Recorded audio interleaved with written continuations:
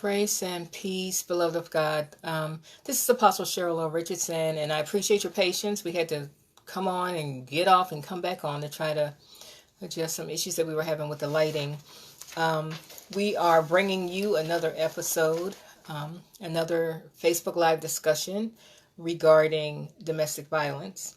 We entitled this broadcast Shatter the Silence, because the silence, quite frankly, is deafening, even in the church. I'm going to ask you to go ahead and share, invite others, start a watch party, pop some popcorn, whatever it is that you need to do. Hey, Misty. Hey, everyone. Thank you for coming on. I appreciate your support. Domestic violence, as you know, is a topic that is near and dear to my heart. There's a mandate that the Lord has given us, and we are passionate about it. We are passionate about it. And we know that as an apostle in the Lord's church, you know, a large part of our responsibility is to build up others and to equip the saints for the work of the ministry. And we want people to understand that we all have value. We all have something to contribute. We all have something to say that's important. And we all matter. We all matter. And so any set of circumstances that would cause you to believe that that is not the case, we're allergic to, and we are committed to addressing it. Again, we appreciate your support. I'm going to try to wave at folks. Hey, if I missed waving at you, forgive me. Let me see if I can go back and wave at people. Hey, Kate. I'm telling you, some of my favorite people in the whole wide world are on here. Hey, Kelly. And so again, we appreciate your support.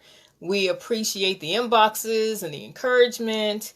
And certainly we appreciate any financial support that you can lend us as the vision just continues to expand. And the things that the Lord wants us to do, it's just mind-blowing. But we're looking forward to it. We're looking forward to helping folk to get free and to stay free once they do experience actual freedom.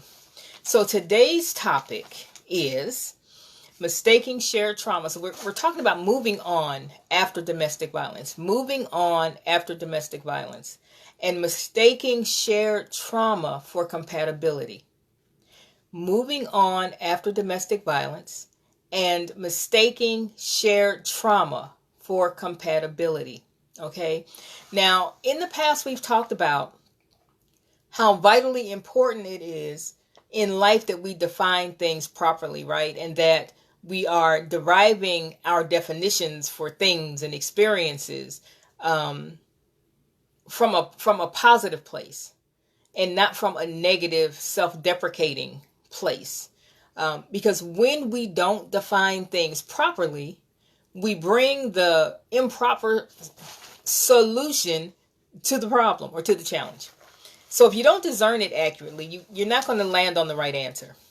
And if the tools that you're using to help you to define a thing are inaccurate, they're warped because of domestic violence. They're warped because you've been a trauma victim. They're warped because you've experienced abandonment or tons of betrayal, especially if it started in childhood. Then your yardstick, as I refer to it, is jacked up. Your yardstick is not accurate. The thing that you're using to gauge people, places, and things, the things that you're using to determine when you make a threat assessment, is this person, place, or thing a threat to my existence or not, that tool is inaccurate. And so if you have a tool that's inaccurate, right, it doesn't matter how many times you measure a thing with the inaccurate tool. You're going to get an inaccurate measurement, right? It doesn't matter if you chalk it up to stress and you put the tool down and you say, I'm going to go for a walk, I'm going to take a nap, I'm going to eat a tub of ice cream, whatever it is you do to calm down. When you come back, if you utilize that same inaccurate tool, guess what? Hey, Rosalind, guess what? If you use the same inaccurate tool, you will get an inaccurate response. You'll get an inaccurate answer. And so then the solution that you think that you're bringing to the problem or the challenge it's completely off base. And so it's a self-repeating cycle. And so oftentimes when people are counseling or, trying to encourage others, they'll approach things in a way that may make you feel that I don't make any decisions properly and I'm not smart and I'm not wise and I'm just stupid. When in fact, the tool that you're using to determine how much of a threat you are being exposed to, hi Bishop Pate, is inaccurate. If the tool is inaccurate that we're using to define a thing, if the definition that we're using comes from the enemy, as opposed to coming from God, as opposed to coming from the Word of God, as opposed to, if you want to take spirituality out of it altogether, as opposed to coming from someone who has a genuine, authentic love for you and a concern about your station in life and how you're progressing through life, then the tool that you use to address the challenge will not be effective. And it could, as a matter of fact, make things even worse, right? So you want to check the definition always. And you want to check, where did I get this definition? Why do I think this definition is appropriate for this situation? And if you are in this cycle where you find yourself in a hot mess every so often, you might want to check the tool that you're using, that in which you determine what an appropriate decision is in your life, okay? We're still talking about moving on from domestic violence and mistaking shared trauma for compatibility.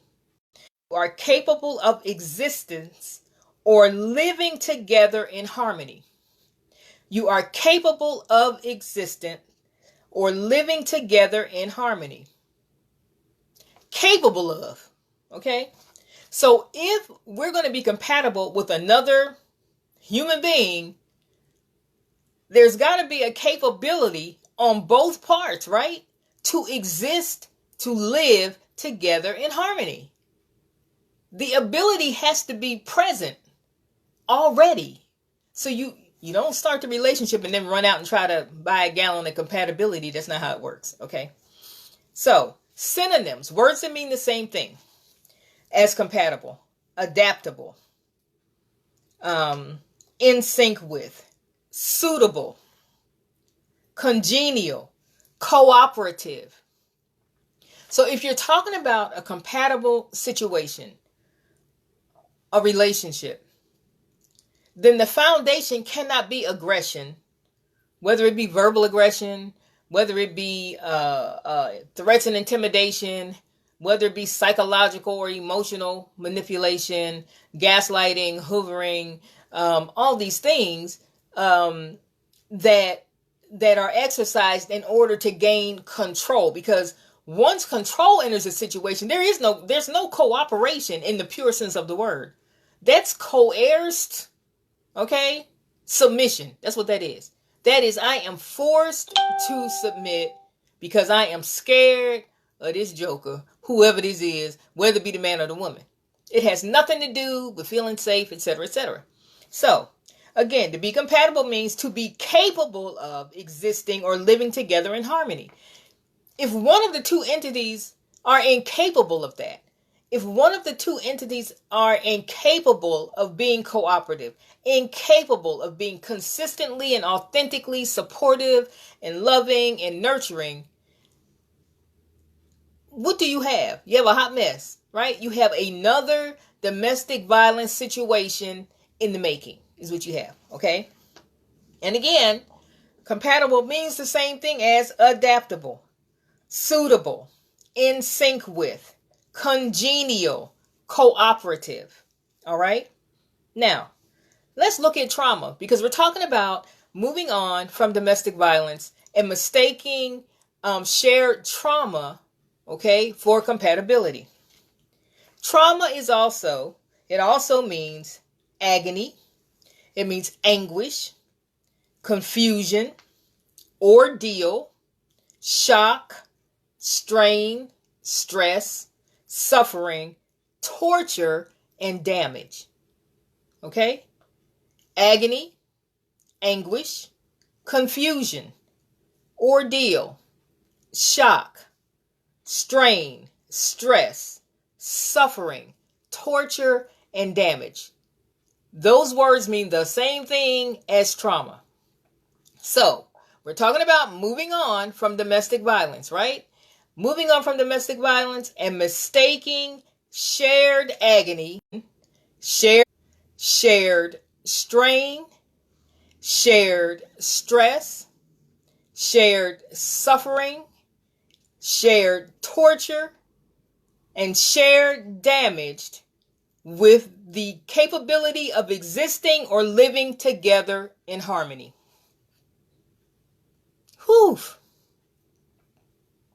Whew, that's a serious error in judgment, and it can affect the trajectory of your life in terms of your mission and your calling and your mandate, because it will undermine your ability to even do it. Okay, so when we know we're talking about confusion, we already know God's not in it.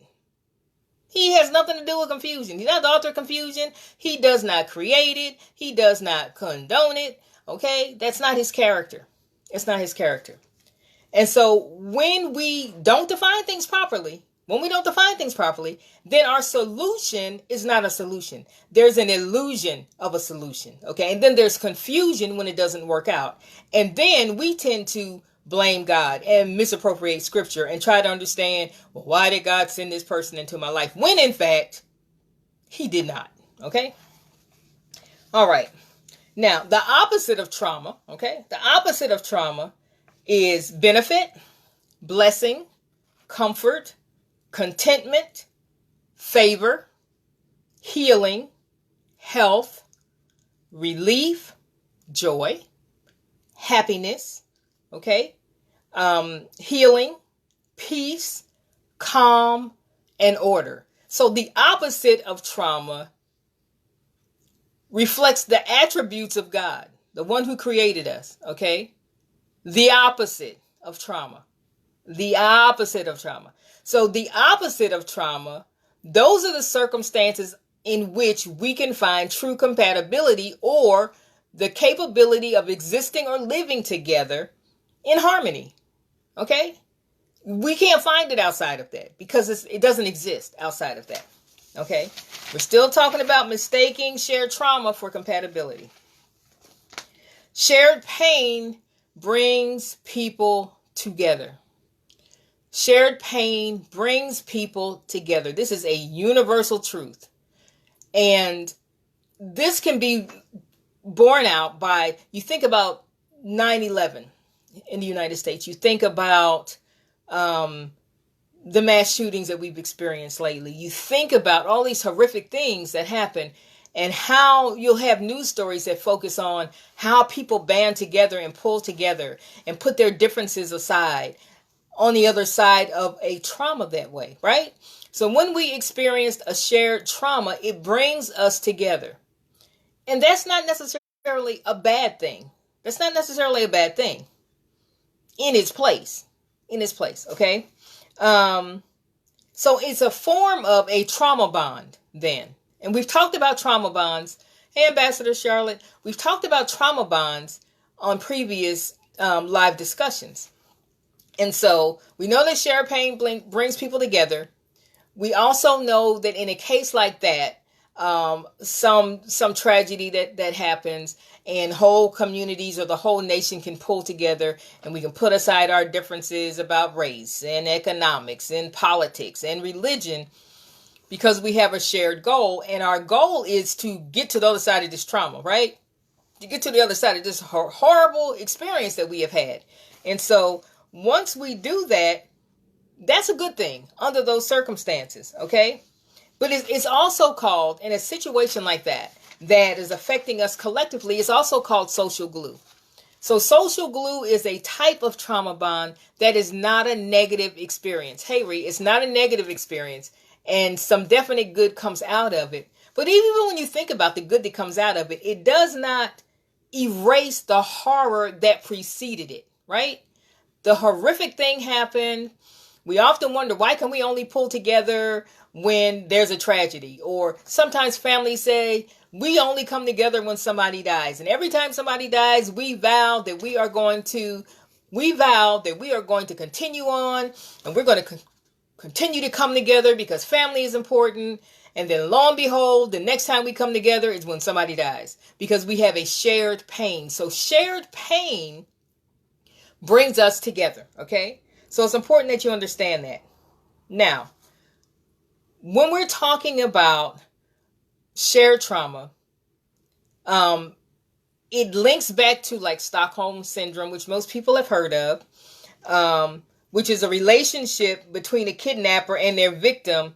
And it rolls over to the place where the victim is now defending the kidnapper. So when you talk about trauma bonds in relationship to domestic violence, you can find yourself in a place where you're defending, you're lying to people who care about you, you're covering up for the one who's abusing you, you're misappropriating scripture to justify you staying and getting beaten like you stole something, getting cursed out, called out of your name, financial abuse or whatever.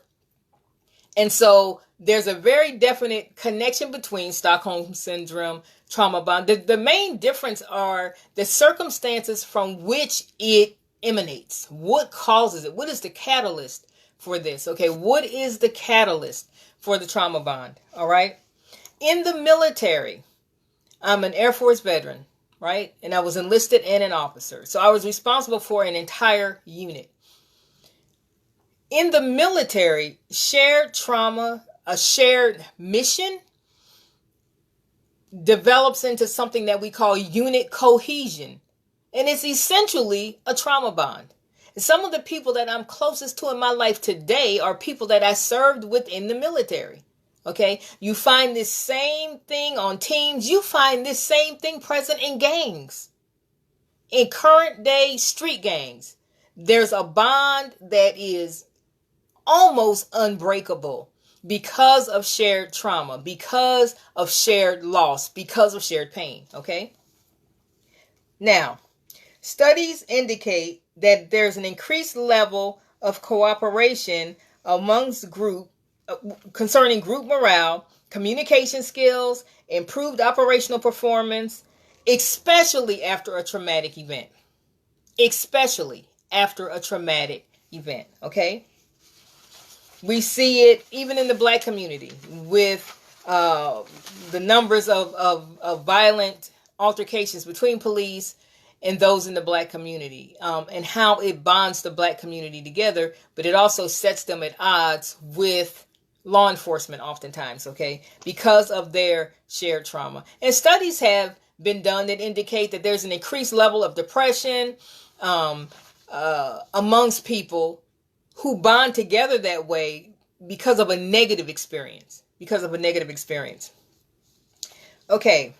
Children exposed to trauma in their formative years tend to engage in thrill-seeking and risky behaviors at a much higher rate than their counterpart. Okay, why am I sharing this? We talked about a few Facebook Lives back about how trauma literally rewires the brain. Your physical brain, if you are a trauma victim, your physical brain and its ability to function is actually impacted. I'm not talking spiritually deep and mystical stuff. I'm talking about if they image your brain before you experience trauma and image your brain post-trauma, you probably have lost volume, okay, in different regions of your brain that are responsible for controlling your ability to reason, to make decisions, to distinguish between past and present. And so that's why triggers are so impactful. And so when a domestic violence victim is triggered, it can be by the smell of a cologne that the abuser wore. It can be by the music that was played in the home when the abuse occurred. These things can be triggers, and your brain takes you back to a place where it feels like this is happening right now. You can be walking through the department store in the mall and smell the cologne and go into a full-blown panic attack because your brain has lost the ability to distinguish between past and present. Okay? What has this got to do with what we're talking about? Just bear with me. So if your brain has lost its ability to discern and make an accurate threat assessment and to remind you that that was the past and this is the present and now you're safe, then your reaction, your response in a new relationship will mimic the response that you had emotionally in the abusive relationship. Okay, we're still talking about mistaking shared trauma for compatibility. So, in an attempt to be rational, you may tell yourself, well, if I'm going to embark on another relationship, it needs to be with someone who understands what I've been through. And what better choice than someone who has experienced what I have experienced, right? How many of you would think that that's accurate? How many of you have even thought that? I need somebody that can understand what I've been through. I need somebody that can understand what I've been through. If I was a drug addict, I need someone who has gone through recovery, done the 12 steps, and understands where I am and what I'm feeling and how it has affected me. That seems rational, right? That seems rational, right? I mean, what's wrong with that? Who doesn't want to be understood? Who does not want to be supported and encouraged and nurtured from an authentic place, right? And who better, you would think, who better than someone who has experienced it, knows what the pain of rejection feels like, knows what the pain of abandonment feels like, the humiliation that accompanies that, the degradation, the embarrassment. Maybe you're highly educated and you don't know how you found yourself in such a situation. And so why wouldn't you seek someone who has been through it as well? Why wouldn't you? See, on the surface, it seems like a good idea, right? But I think back to substance abuse programs that I've been the director of. And one of the things that I've always said to my patients is this: do not, and I tell them, y'all not going to listen, but I have a duty to warn you. I have a duty to say it. Do not look across this room and lock eyes with another dopamine-starved individual, because it's going to be a hot mess. Do not look across this room, okay, and find yourself falling in love, okay, with someone that's got the same cotton picking problem you got. Don't do it. And then I would tell them, 50% of you will not listen. And 1/4 of you are going to do it anyway. And then you're going to come back and tell me what a hot mess it was. And I'm going to just look at you. Okay? Because it's the human condition. It's the human condition. So if a person is going through AA or NA or whatever, one of the fundamental rules is you don't get involved in any relationship within a year of getting out of a crazy one, right? You don't get involved in any relationship within a year of seriously addressing your own issues. Don't do it. And the reason for that is because when we experience trauma, as we talked about a couple of weeks ago and reiterated on last week, your physical brain has rewired and remapped and it's redefining stuff and it's all jacked up. There is nothing accurate about what your brain is assessing in that season. It's just not. It's just not. So it doesn't matter how long you think about it. It doesn't matter how long you pray about it. It doesn't matter. It is going to take time for your brain to get back to normal. And the way that it gets back to normal is that you don't continually expose it to new trauma.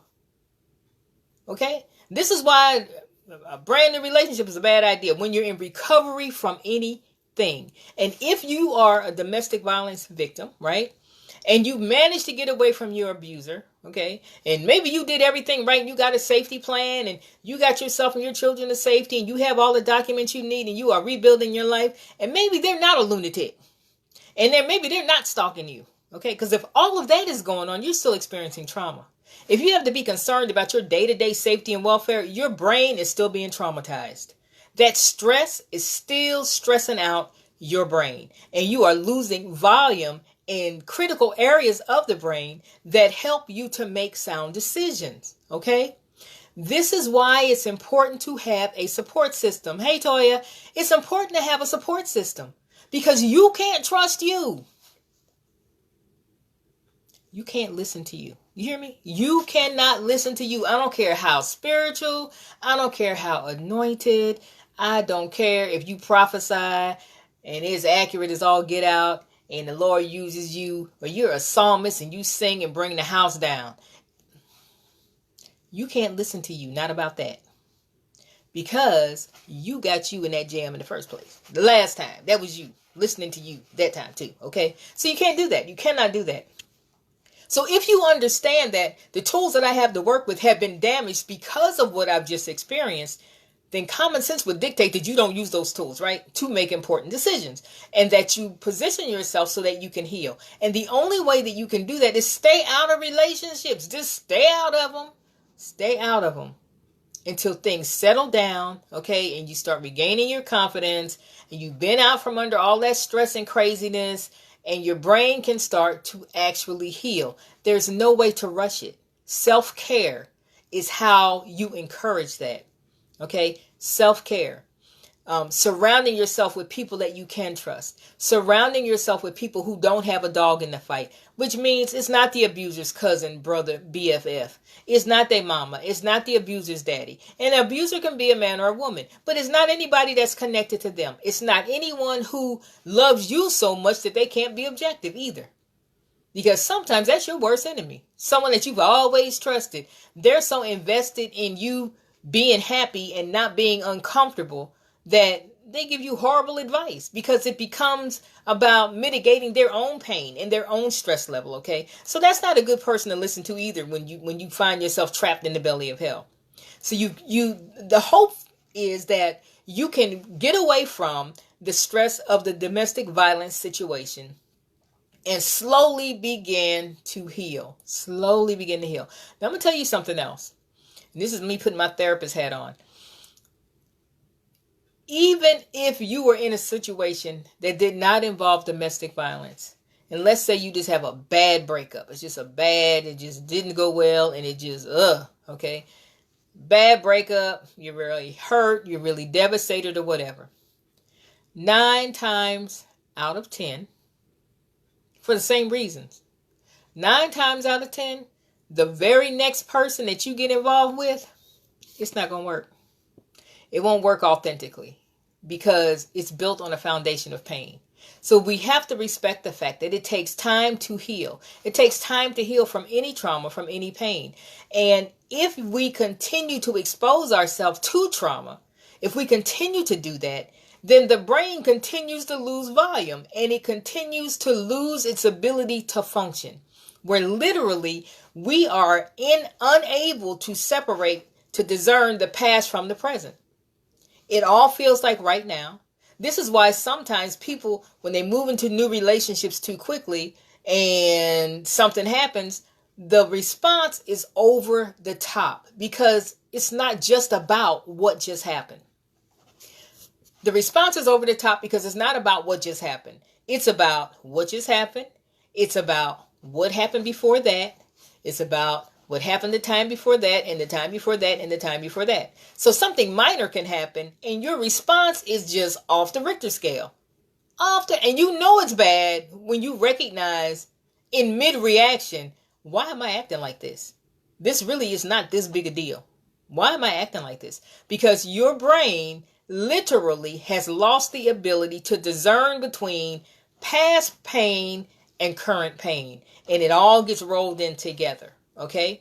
It all gets rolled in together. And that's even if you have not had a domestic violence background.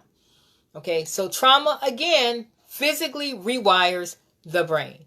And the only way to get back to normal is to remove yourself from the trauma and allow yourself to heal.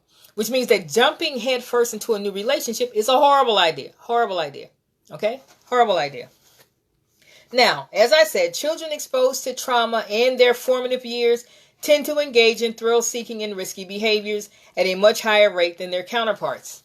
Right. Why would they do that? And what does that got to do with what we're talking about now? I'm about to explain that, okay? They do that because there's a thing that happens inside of us emotionally when we experience trauma, and it's like a numbing.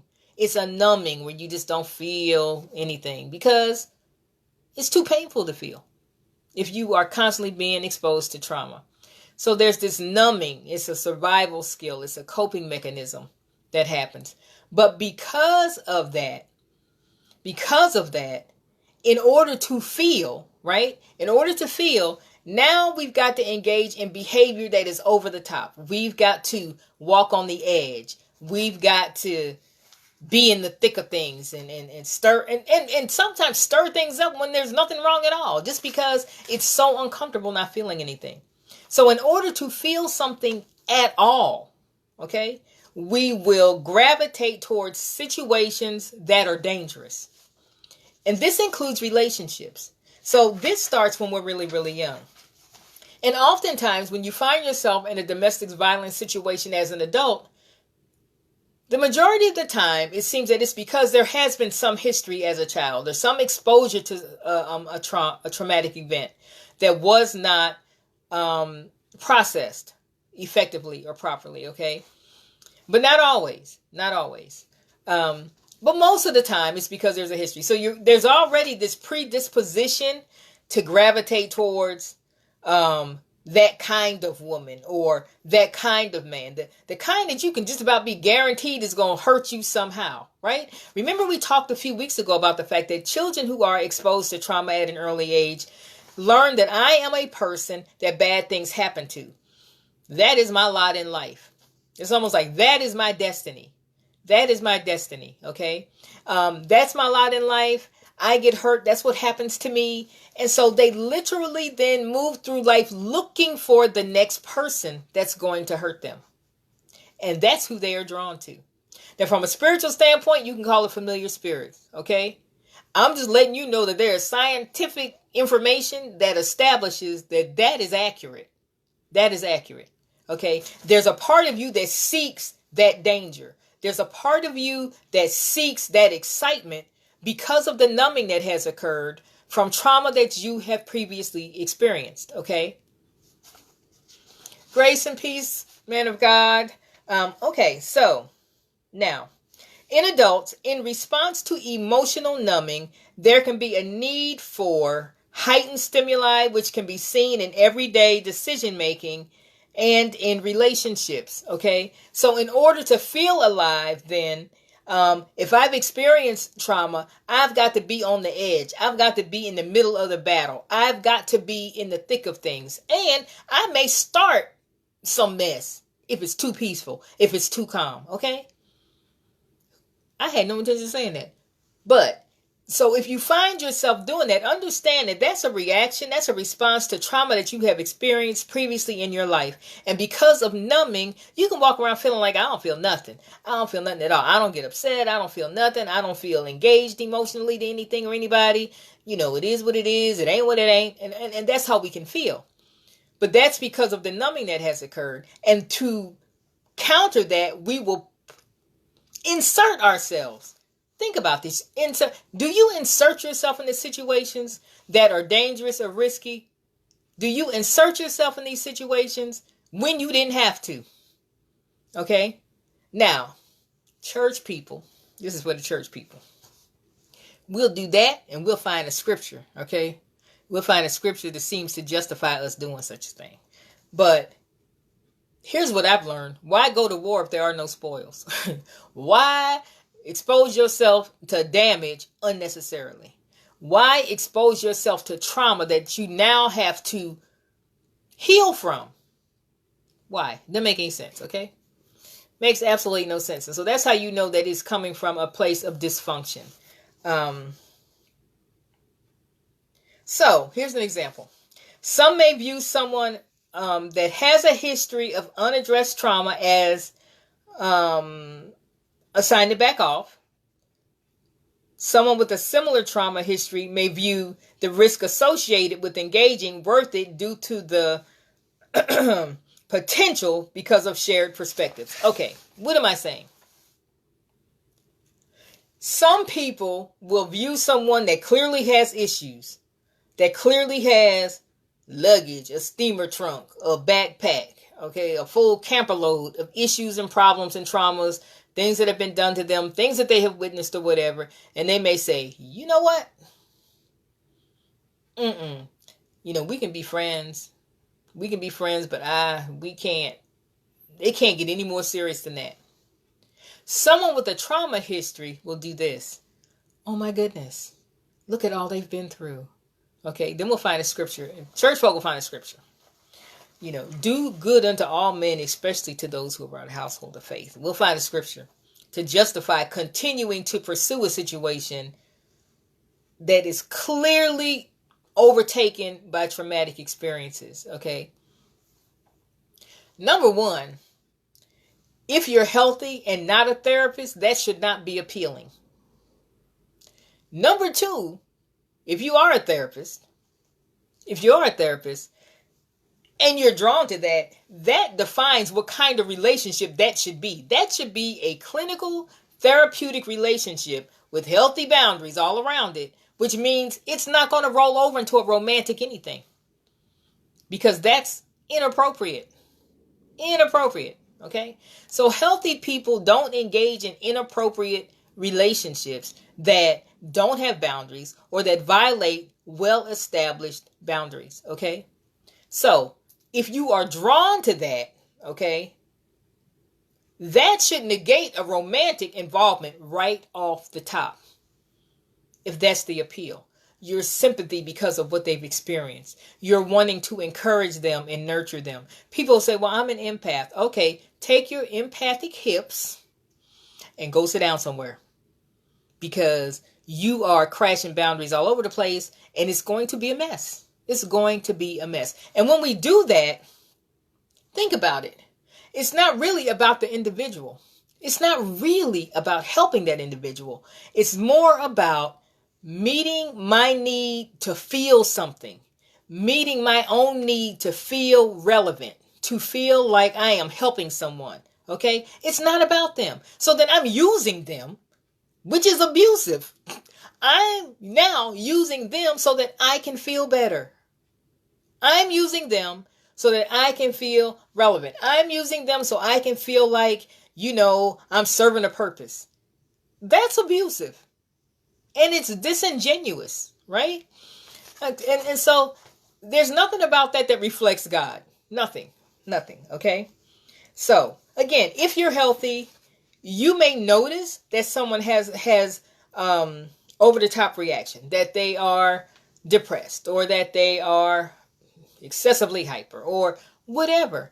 But that does not appeal to you on a romantic level. It does not. It does not appeal to you on a romantic level. It's incredibly unhealthy. And a healthy person will look at that and say, that individual needs help, and I'm going to refer them to someone who can help them. Okay? Because you can't, how many different kinds of relationship you going to have with this person? All right? All right. Okay. Studies and science, okay, has established that having a history of trauma genetically predisposes us to be more susceptible to trauma bonding. So, if you have a history of trauma from childhood, or from dating as a teenager, or as an adult in a relationship, once you have experienced trauma, you are more vulnerable to being pulled into trauma bonding. More vulnerable to being pulled in. We talked about how during the different stages of abuse, different hormones, different chemicals are released in the brain. This is not something that we have an on-off switch for. This is something that happens. This is the way our bodies are put together in order to provide us with mechanisms to keep us safe, okay, in that moment. So, when you are actually experiencing an abusive event, you have one set of chemicals, hormones that are being released in the brain to help you to survive that assault, which may very well be a physical assault. So then you go to the honeymoon phase where the abuser is being nice, they're being sweet, they want to cuddle, they're going to give you everything you ever asked for. And in times past when you asked for these things, you got punched in the face, you got cursed out, you got locked out the house, you got chased around the house with a weapon, whatever happened at your address, okay? When you requested something, when you made it clear that you had a need, okay, because it was perceived as a critique of their ability to provide for you, and how dare you. So typically then some form of aggression, whether it's verbal or physical, would ensue. Okay, so while that's happening, there's one set of chemicals that are released, okay? You've got cortisol, you got all kinds of things that are being released. Stress hormones that are just like ricocheting around in your brain. Then when things calm down, now you're getting the things that you've always asked for, and you're so grateful for it, and you're so relieved, frankly, to not being cursed out today, to not being hit, slapped, talked about, locked out the house, or whatever. That another chemical, dopamine, is released in your brain. And that's the happy, feel good, I feel safe hormone, okay? But because you are losing volume in different areas of your brain, these things are crashing around in your brain unregulated. They are just running amok. They're running amok. It's just, there's no rhyme or reason. It's just, and so now you can't discern the past from the present. I'm a good person. You don't know who you are anymore. And all of this is happening in a cyclical manner. Okay? All of this is happening in a cyclical manner. Now, once you've experienced this, now you're predisposed to trauma bonding. So it's easier for a subsequent abuser doesn't have to work as hard to get you under control because you are already prone to submit to it, prone to not resist it, prone to go along with it because now you're craving the approval of the abuser. This is why oftentimes you can talk to someone who's an abuse victim and they're okay and they're strong and I got this as long as you are physically sitting there with them. The moment you leave, when they're alone by themselves at the shelter or on a friend's couch or in their new apartment with no furniture, sleeping on a pallet on the floor, they start missing the abuser. They literally crave the presence of the abuser. They want to hear his or her voice. They want to smell their bodily scent. They want to smell their cologne. They just want to hear their voice. They just want to know why they were treated that way. I thought you loved me. They are craving that dopamine fix, that chemical that's released when they're with the person who hurt them in the first place, right? And so it's very, very complex. It's very, very complex. But remember that once you've experienced it, you have to understand that you are now susceptible to making a crazy relationship decision. It's just the way it is. And so you cannot trust your own judgment at that time, okay? Now, there's something called, and this is new research, transgenerational trauma. And it's a theory which states that trauma can be transferred from the first generation. Now listen, church folk. Trauma can be transferred from the first generation of trauma survivors to subsequent generations. Okay? And this is done by way of family tradition, thoughts that are shared, chemically. It's fascinating. And they are literally looking at, including that in the Diagnostic and Statistical Manual, because science seems to bear out that this can literally get moved from generation to generation. And in the church, we refer to that as a generational curse. Why am I emphasizing this? Because science and Bible don't contradict each other. They don't contradict each other. Okay, they support one another.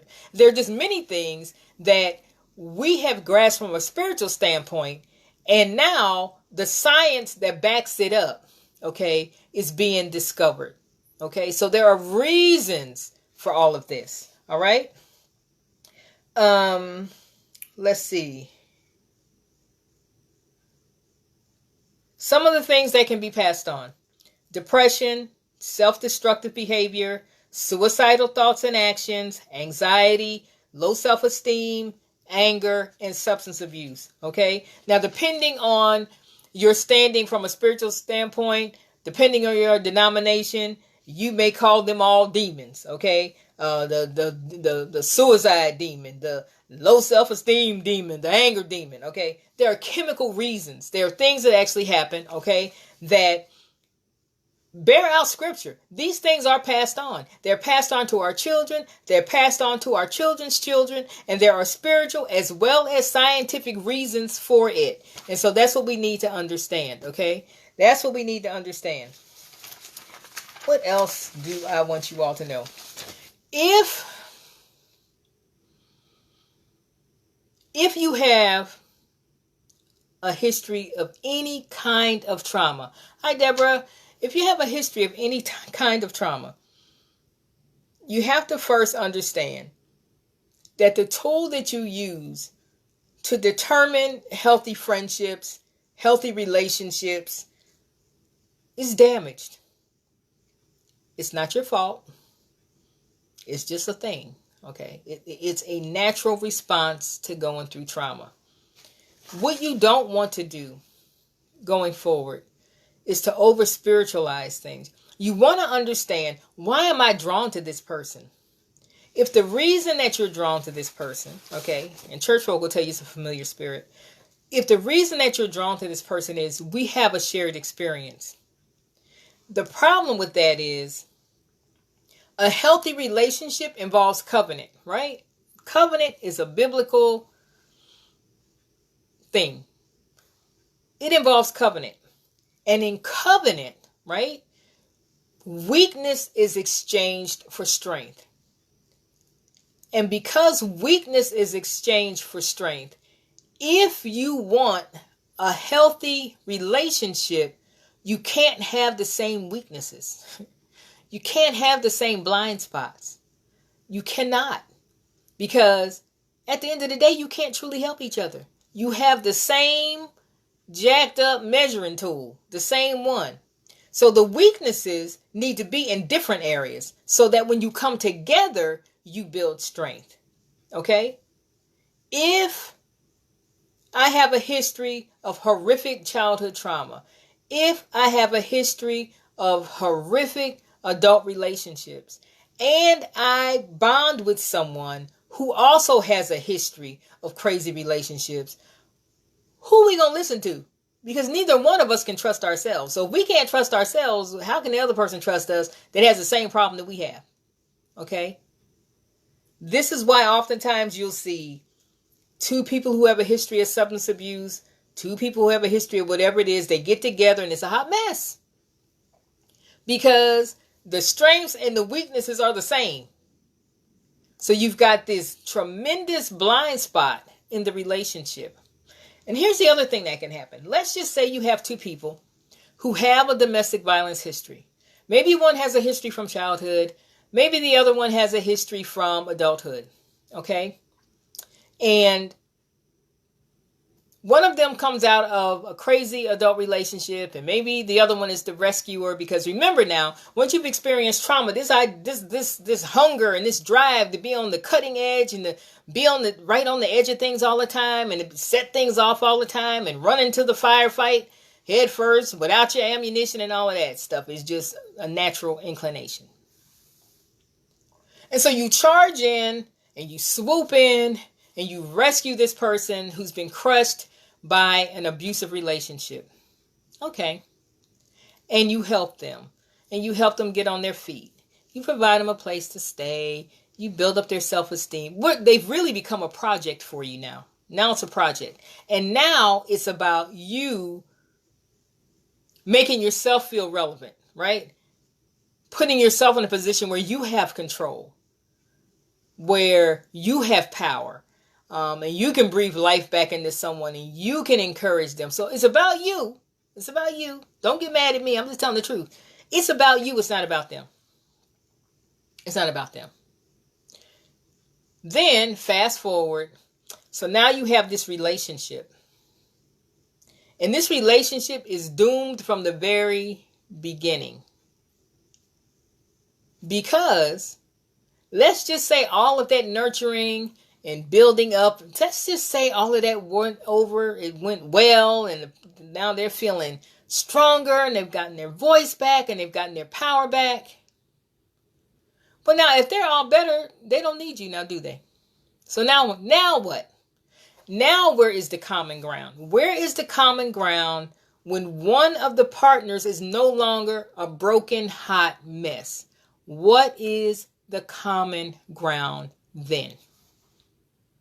If your strength is the building up and encouraging and nurturing, once they are built up and encouraged and nurtured, there is nothing appealing about being around the reminder that you were broken in the first place. So almost invariably, the relationship fractures, all right? The relationship fractures because the foundation of the relationship was shared trauma and not true compatibility. It was shared trauma and not true compatibility. And this is why you come out of a horrific relationship, okay? And then you hunker down and you don't date another human. You don't want to see another human. You don't just live life by yourself, okay? Then you start to heal. And your brain starts to heal. 9 times out of 10, that very first person that you date outside of all that craziness is not the one. Because if they're drawn to you in your broken, jacked up situation, which is not appealing to healthy people, okay? If they're drawn to you in that, they have an innate need to fix you. So now you're a project. So once they do all that, and you're all better, now what? Now there's no common ground all over again. So, and this is how this cycle goes. And so with any cycle that's unhealthy, the way that you beat it is to arrest it. You have to stop it. And this means you want to listen to domestic violence advocates. You want to listen to therapists. You want to listen to people when they tell you do not dive headfirst into a situation. I'm not saying don't date. I'm not saying don't move on with somebody. Listen. Somebody's going to be the first person you date after that hot mess. You just need to remember that is 9 times out of 10 not the person you're going to end up with.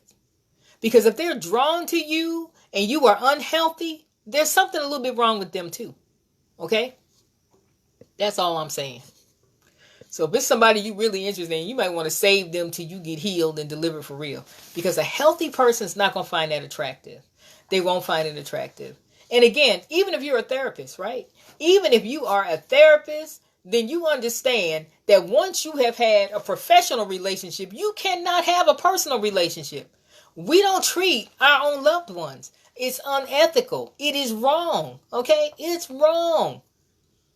So, if it's somebody you really interested in, you might want to let somebody else get them built up and nurtured. Okay? Because if you jump in there first, that's going to be a mess. I'm just saying. That's going to be a mess. So what have we talked about? We've talked about the fact that shared pain brings people together, right? It's called social glue.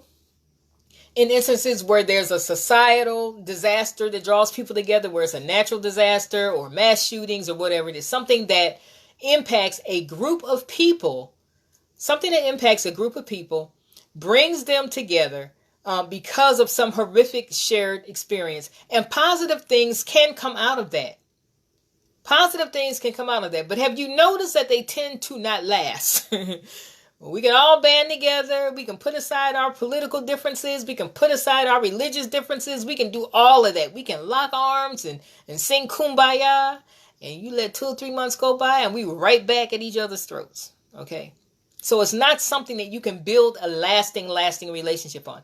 In military units, it's called unit cohesion. And you find that you're close to people that you have shared traumatic experiences with. You have gone through battles with. You have gone through missions with. And they have established that they have your back. And you have established under pressure that you have theirs. And so it's never questioned, okay?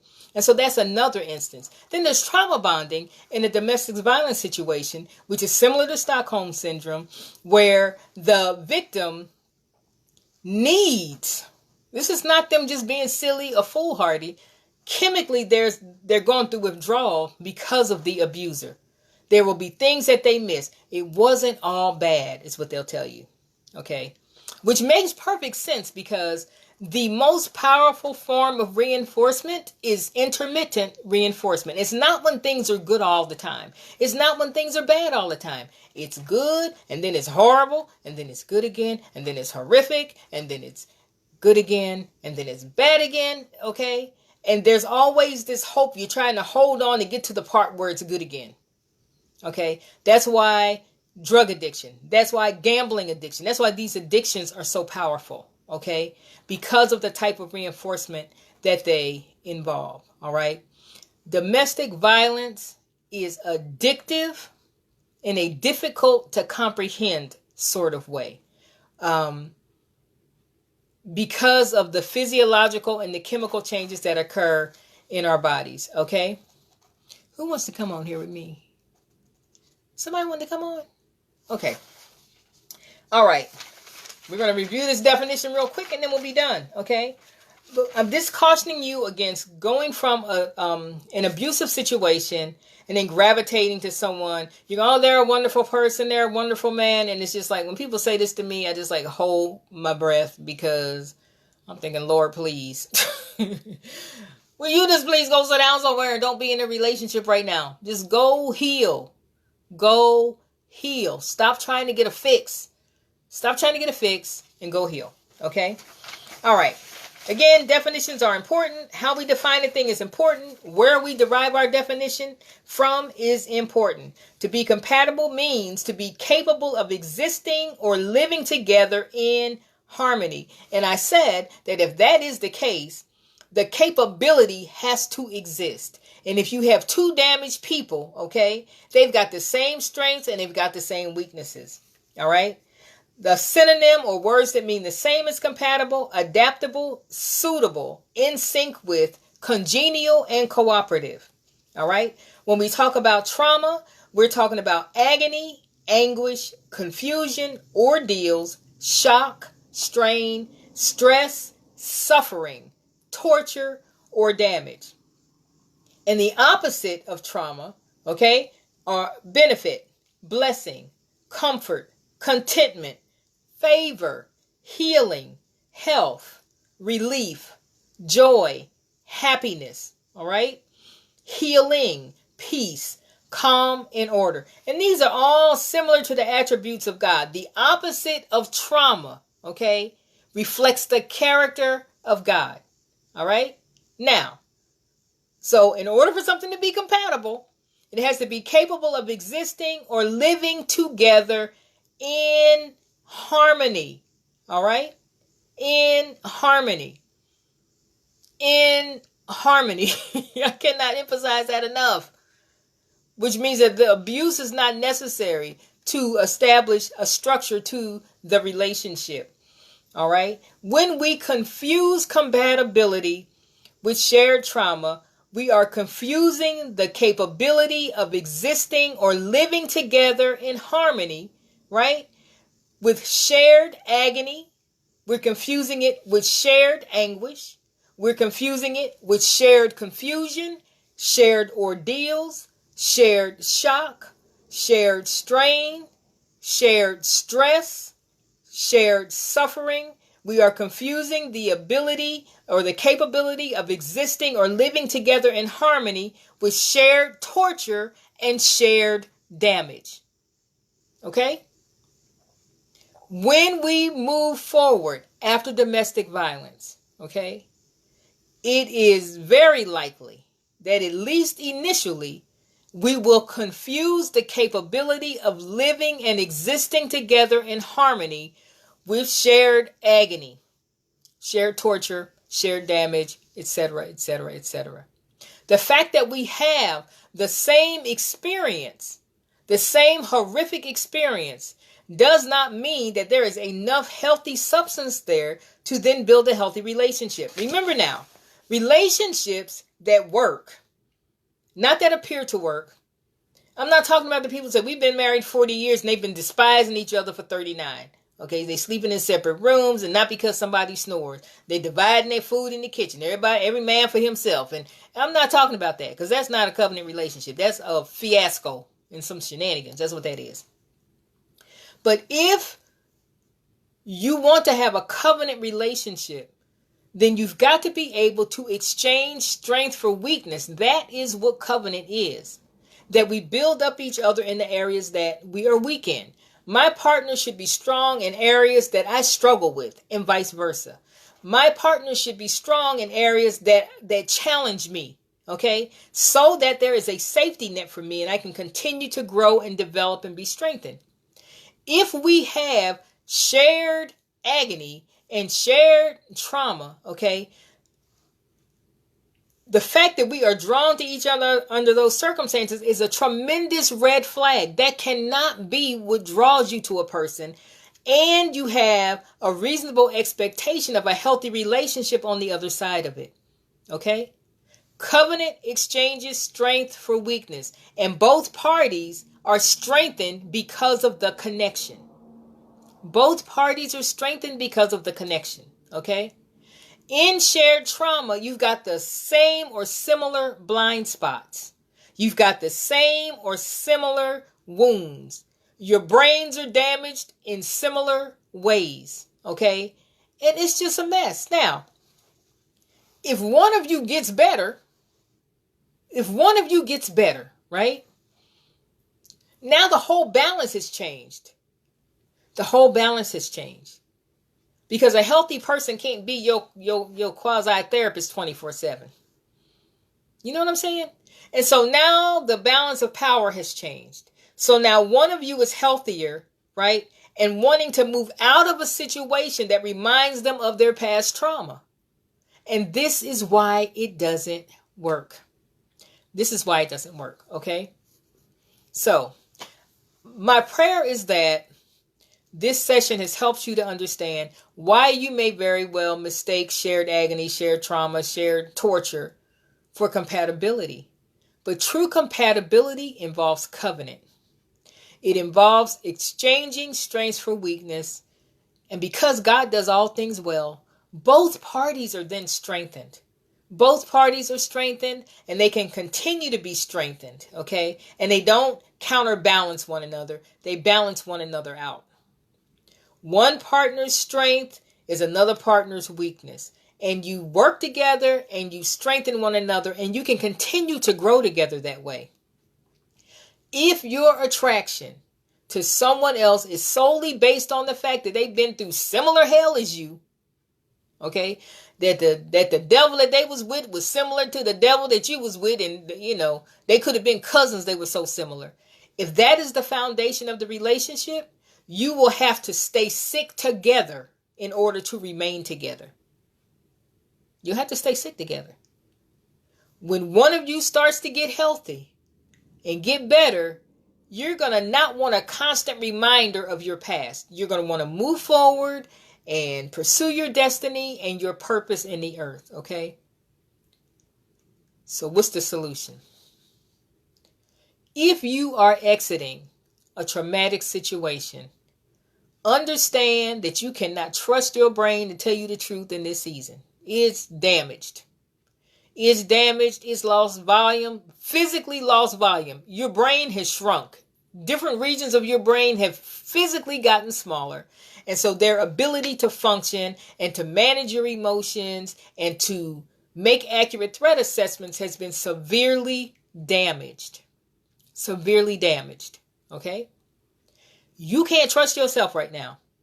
You need time out of the abusive situation, time to heal. And I'm talking about not the time that it takes for you to restabilize, to find a place to live, to get a job, to move, to get the kids in therapy, or whatever it is you have to do. That time doesn't even count.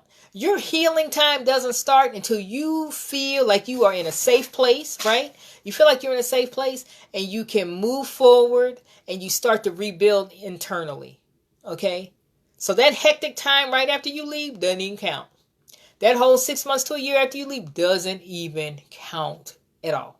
Okay, I'm telling you what I know. It doesn't count. It does not count. And I've seen this clinically in a 30-year career of counseling and managing programs and developing programs and opening facilities. This is what I have observed over a 30-year period of time. Okay, it doesn't work. It doesn't work. Don't re-traumatize yourself by giving in to, because really what you're doing is you're feeding that addiction another way. It's like an alternative substance.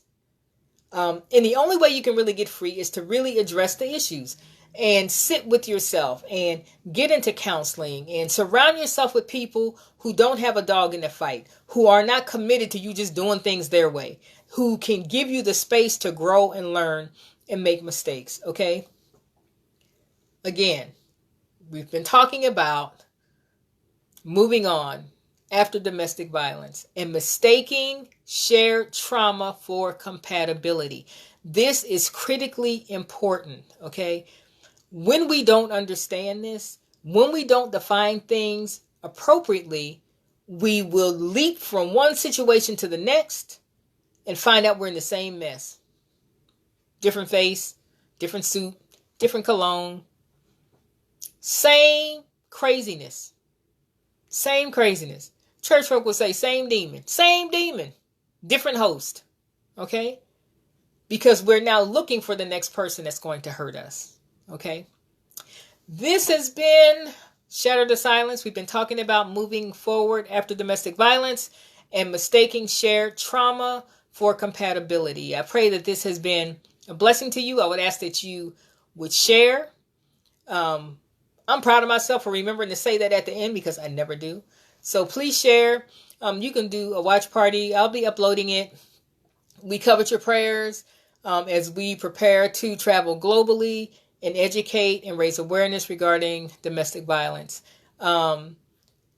Tag bishops, tag apostles, tag pastors, because 95% of women say they've never even heard a sermon about domestic violence come across the pulpit of their local assembly. And that is a travesty. 1 in 4 women and 1 in 7 men are victims of domestic violence. The other thing that I want you to know is this. If you are in a domestic violence situation, you need a safety plan. You need a safety plan if you plan to stay because you just love him or her and you just cannot imagine not being under the same roof with them. You need a safety plan. Because when things jump the track, and they will, people need to know how to help you. Okay? You need a safety plan if you are actually planning to leave. You need a safety plan. Okay? If you are currently leaving, you are packing your stuff right now, and you are tiptoeing out the door, you need a safety plan for that moment in time. You need a safety plan for how you're going to conduct yourself at work, especially if you don't change your place of employment. You need a safety plan for how you're going to protect yourself at your safe house, especially if it's a friend or family member that they know you are close to, because that means they know where you are. Okay? You need a safety plan if you've messed around and confided in someone only to find that they are a flying monkey, which means that they are working undercover for the abuser, sometimes unknowingly. They've been manipulated, okay? You need a safety plan if you've been gone for 30, 60, or 90 days. You need a safety plan, okay? 75% of domestic violence homicides occur when the victim is leaving or within 30 to 90 days of leaving. Now, if you have gone the legal route and had the abuser addressed legally, and let's say they got arrested, and someone must need this because I had no intention of talking about this. They've been arrested. You've been gone for 6 months, 7 months, 8 months. You are starting to feel better. You found a job. You've got this amazing support system. Okay? Understand that time stood still for them when they got arrested. So that 30, 60, 90-day window, okay, for them, most likely starts when they are released because now they're in a position to retaliate. Okay? So it's not 30, 60, 90 days only from the time that you get out. What are the circumstances under which you got out? Because if they are incarcerated and cannot access you, that 30, 60, 90-day period doesn't start for them until they hit the sidewalk again. It's a brand new thing for them. They were traumatized when you got away. Okay, now remember what I said about brain trauma. They were traumatized when you got away. So for them, when they're released, it feels just like it did that very first day. So you want to think about this from the perspective of the abuser. And I'm not trying to tell you to walk around in fear, but I'm telling you to utilize wisdom. So you need a safety plan. Safety plan. If you've been out for years, you need a safety plan. There was an incident a few weeks ago where this man had been separated from his wife for 2 or 3 years, and he killed her.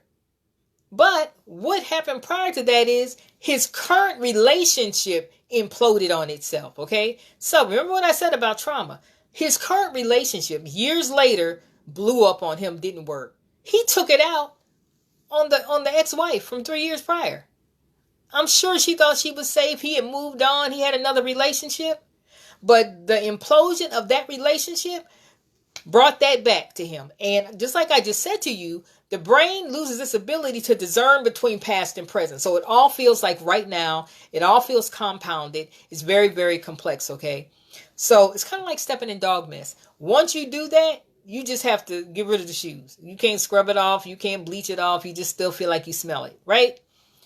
So you've got to always keep in mind that this person who is unhealthy is out there on the loose, and I need to have a plan in order to at least communicate to others that I am in danger, and this is what I need for you to do, okay? If you need information about safety planning, feel free to inbox me. You can inbox me on my Lion of Judah Global Impact Ministries Facebook page, my Apostle Cheryl Richardson Facebook page, or just Cheryl Richardson Facebook page. I'm on Instagram. I'm on Pinterest. I mean, it's real easy to find me. If you subscribe to our blog, Judah's Roar, you will be emailed a template of a safety plan, okay? And even if you're not in a domestic violence situation yourself, someone around you is. It is so prevalent in society, it's impossible that you don't know anyone who has a history of domestic violence or is not currently ensnared in it, okay? So it's good to have an idea of a safety plan. And we have no problem with you copying it and sharing it with folk. No problem whatsoever. We want people to live and to go on and to fulfill their destiny. All right. We have started a closed Facebook group. It is faith-based. If you don't want to talk about God and hear about how amazing he is, it's not a group you want to join. You're welcome, but that's what you're going to hear when you get in there, okay? We love on each other and support one another and encourage one another in there. We're keeping the group small because I want to ensure, I have a mandate from the Lord to ensure that it is a safe space for everyone that's in there, okay? We have group rules and all of that. The group is called Dominion Over Domestic Violence, all right? Okay, we love you. We also have online courses. At Anointed Fire Empowerment Courses. You can find all this information on any one of my social media pages, okay? If you can't find it, inbox me and I'll get back with you as soon as possible. Understand that you matter. Understand that you have a purpose and a destiny that was not designed for you to experience abuse. Well, why did God send them? God didn't send them. You went and got it. Or it showed up and you didn't send it back. That's what happened, okay? We love you. God bless you. We'll be back on next Saturday with another session of Shatter the Silence. And we are committed to getting ahead of this monster known as domestic violence. Be sure to share these videos with your pastor or your ministry leaders, okay? Be sure to share it. All right. God bless.